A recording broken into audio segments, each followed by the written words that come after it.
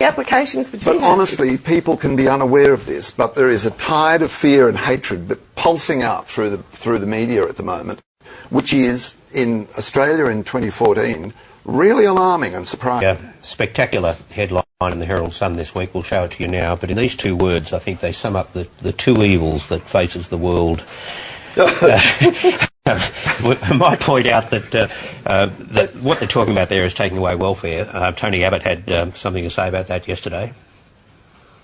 The last thing we want is terrorism, tourism on the taxpayer, and there will be no terrorism, tourism on the taxpayer as a result of these measures that we will be putting before the Parliament soon. The actual named tourist on the taxpayer is Mr Sharoof, who continued to be paid his disability pension for a short period of time because he left on his brother's passport and they didn't know that he'd gone. There's other unnamed examples, but only a handful. So, I mean, terrorism, tourism on the taxpayer is like the reverse motherhood statement, right? Like nobody would say, oh yeah, that's a great idea. Like nobody would say that, but it's also clearly not a very big problem. And he's a depraved clown. We know that he's been very ill for a long time. He's a schizophrenic with very difficult mental health issues.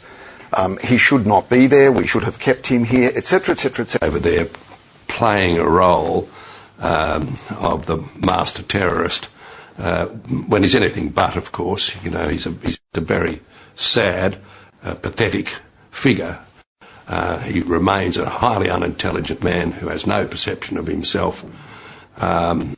He is, in fact, no threat to us in a real sense, because if he were to come back to Australia, and I doubt that he will, he would be arrested.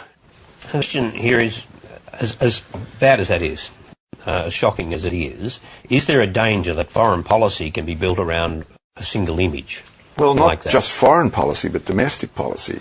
I mean, that hideous image has unleashed a tide of commentary in Australia, which is really hateful and really revving up fear of the Muslim community, etc.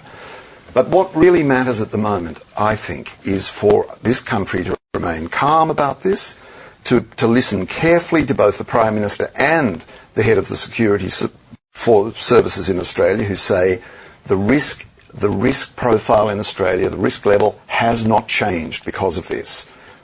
Australians in Australia are not at risk because of this.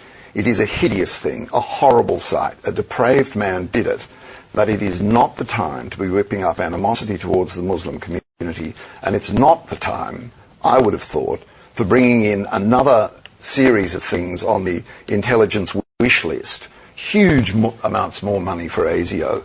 A permanent regime in this country of preventive detention. These people call themselves conservatives, and they're junking habeas corpus.